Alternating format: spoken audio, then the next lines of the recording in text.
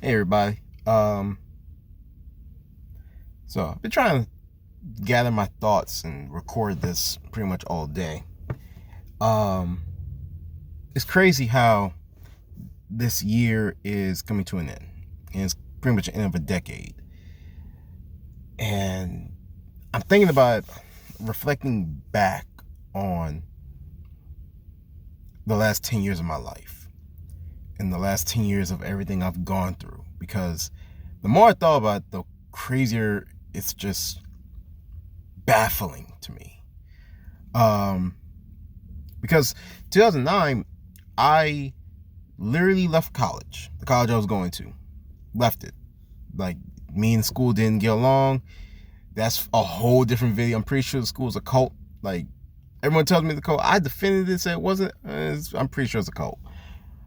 I left, and I was gonna go to another school up in Natchitoches, go for graphic design, photography, and I couldn't because the school I was going to withheld my transcripts and blacklisted me from every college in the country. So I couldn't go anywhere until I paid back the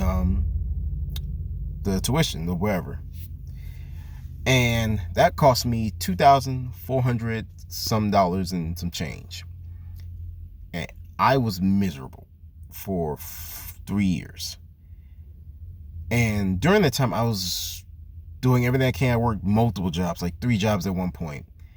And I would look for loans, try to get scholarships, and nothing would pan out. It got to the point I almost joined the military.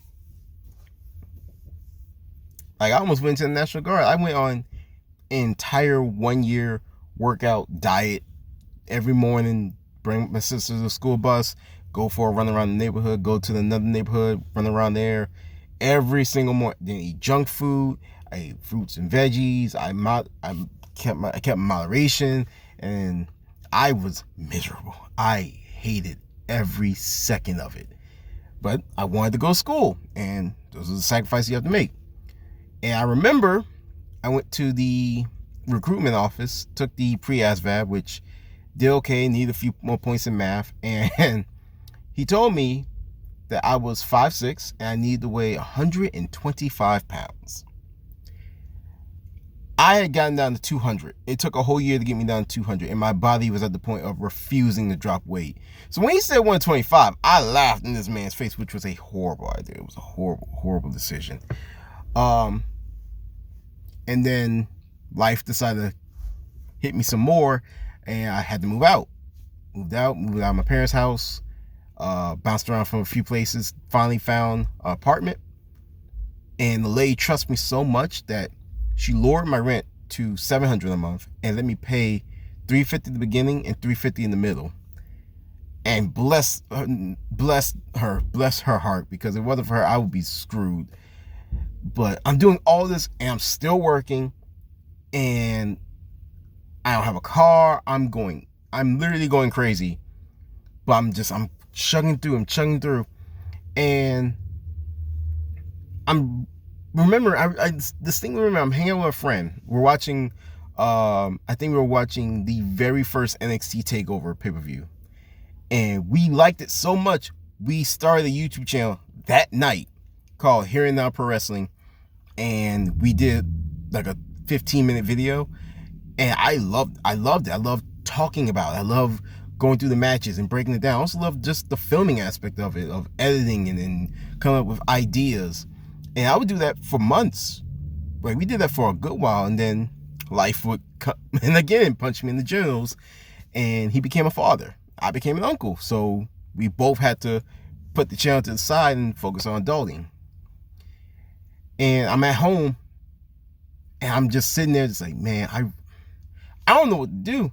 Like, I thought about, like, my mom always says, write down the things you want to do. Like, make a list, make a goal list. And I hate this word, but I hate it so much. Planning, I hate it. Because every time I've ever made a plan in life, it has fallen apart before you even got off the ground. And then, like, make a plan B. No, it's not going to happen. Make a plan C. Y'all understand. What happens destroys any ability to make another plan. But keep trying and keep trying. And I remember distinctly watching YouTube, and my recommended feed was someone I just made friends with. And he was just a giant nerd. Like, he had all these Power Rangers and Marvel figures. And I'm like, yo, that's really cool. Yo, I think I can do that. And I gotta give credit where credit's due. Awkward Parker, man, me and you are boys. Like watching your videos helped me kind of figure out what I wanted to do. So I decided to go out and start my own channel. So I literally became Nick Fury and just started recruiting people, just finding friends who had the same interests as I do, and we would all get together. And I met this girl who, me and her just started like talking, and then we kissed, and I hit the smooth Denzel Washington line, you gonna kiss me or not? And she did, and I was surprised because I don't think I'm good looking, and I'm thinking, I have something going here. I got my own place. I'm about to start my own YouTube channel. I might have a girlfriend. And then life came in and went, ha ha! She's getting arrested at Walmart right now. And guess what? She's blocking you, erasing you from a context, and never talking to you ever again. Okay. No, I'm still doing it. Still did the YouTube channel. We did our first video, Age of Ultron. And it wasn't a massive hit, but it was a start. It was something. And then fast forward, we went to our first MechaCon, which I think our day 2 video got like 1,500 views. So I was okay. And I would just keep doing videos. And I finally bought a car. And then like, okay, I moved, but I can actually go to other cons now. That's what I started to do. And then slowly but surely, like, I'm getting it together. I'm starting to make momentum. And I got YouTube partnership. And then I got sponsored by Colin Elbow. And I'm just like, yo, this is happening. This is going great. And then life, again, decided to punch me in the genitals. YouTube changed their rules. I lost my partnership. I lost my editing software. My computer started to go in the fritz. My camera started to break. My car started to break. I wind up leaving my job of 8-9 years because of just the amount of BS that I had to deal with was just not enough what I was getting paid. And it was just one thing after the other. And I'll just keep trying. New plan. We'll just do this. We'll do this. I'll do this. And then life again came in and punched me in the genitals by giving me a phone call that one of my last living grandmothers died. And it was at that point, it's like, I need to take a break. I need to take a break from doing a lot of stuff because I'm about to have a breakdown. And then, I did. Took a break, got my ducks in a row, and knew that I needed a change. I knew I needed a change in my life and some other things. And we took a chance. Me and some friends, we got together. I moved out of my apartment of 4 years with my roommate. We went our separate ways. Y'all remember Nick the Great. We went our separate ways. And me, Kate, Jackie, Shelby, we all got a house. And we've been there, we've been making it work. And then I got a new job. And like literally 1 month into my new job, life literally hits me in the face. And I get a cornea abrasion where I was literally missing a piece of my cornea for 5 days. And it was hell. It was literal hell. I couldn't see. I could have gone blind. It sucked. And it was like a month into my new job, and I was freaking out because I just got this job and I already have to miss work. This is horrible. And then my car decided to quit. Died completely. And I had to find a new one. I had to buy this one, the one I'm in now. And I remember one day coming home, and it was like I was this close. I was this close to having an emotional breakdown. And the next day, life is like, all right, here we go. Your grandfather has cancer again. But this time he hated it away. But unfortunately, it took everything in him, and he's not going to last long.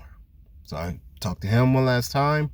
We mended our really, really burned bridge. Like, our bridge was, I'm surprised that bridge was holding together. But we mended it, and the next day he passed. And I distinctly remember a few days later, I just was done. Just mentally, physically done. Just started wailing in the car. But I honestly needed it. I needed to get that out, get it off my chest, and then move on. Then we just started, all of a sudden, things just started to fall a little bit more into place for me, actually. Started to figure out what I wanted to do with videos. I started to get my job life together. And then, all of a sudden, we have a new ambassador. We have a new sponsorship in Piece of Pride Printing. I've been able to go to different cons. I have people asking me for do other videos. I filmed my very first live action comedy. And it's like the more I started doing stuff, the more I started thinking about it, like, man, we've done a lot in 4 years for this channel. Like, I literally a few months ago cut a promo against Xavier Woods in front of the first ever African American WWE champion, the second ever NXT champion, multiple time tag team champion, and I just cut a whole promo challenging Xavier Woods to a video game. Wait a minute, I've talked to the original OG Power Rangers. Wait a minute, I interviewed a Japanese metal band making their first appearance in the United States. I've talked to Sugar Ray. I've talked to Cooper Andrews from The Walking Dead. I've talked to Shazam himself, Zachary Levi. I've interviewed multiple cosplayers. And this is crazy coming from the fact that at night, when I was 19, I was socially like way more awkward than I am now. Like way more awkward than I am now. But for some reason, I was given a weird gift to talk to people. And it's the one thing I would credit that college, that it helped me mold my ability to tell a story and talk to people and be vocal and let a story breathe and go through the range of emotions. That's the one thing I'll give that school. But man, looking back on this decade, I've done a lot. And it may not be like an astronaut. I might not have traveled outside the country a lot. I might not have a girlfriend. I still have some issues that I need to resolve. But overall, from the age of 19 to 29, and I'm barreling towards 30 with 2 gray hairs, the journey that this has been is amazing. In the fact that I have gone through so much and overcome so much, and I keep coming back, and I have great friends and great family to keep me going, keep me pushing. And I have y'all to thank as well for subscribing and liking all that stuff, because when I started this channel, we had no one.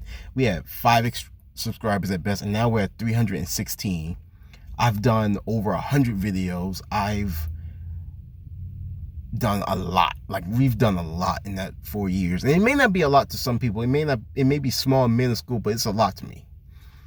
And if I can pass on any advice to younger people or my past self, find something that you love. Don't think about the money. Just do it for the love of it. The money will come. It may not come today, it may not come tomorrow, it may not even come next week, but it will come. Do it for the passion. Do it for the joy of it, because I still remember to this day at a convention, someone calling my name and saying, you're the reason we're here. We watched your videos and we wanted to come here. So we came all the way from Georgia to this convention because of the fun it looked like you guys had. And that still resonates with me so much. And that's why I do everything I try to do, I do for y'all, to make sure you enjoy it. So I'm sorry if I'm a little emotional. I'm sorry. But I thoroughly love every second of this. And this decade has been a hell of a ride of emotions, of ups and downs. But I wouldn't honestly have it any other way. Maybe tell myself to save a little bit more money and go to the gym a little bit more often. But other than that, I can't have any complaints. I'm happy. I'm healthy for the most part. I have great friends, amazing family. And yeah. So 19-year-old me will be probably shocked at 29-year-old me that he's still obsessed with cars and motorsport and pro wrestling and comics. But the fact that there's people out there that like that and want to hear that and want to hear your passion as well makes it all worthwhile. So, yeah. So, thank you guys for watching. Thank you guys for subscribing. I guess all I can say is, stay geeky, my squires, and let's go into 2020. See ya.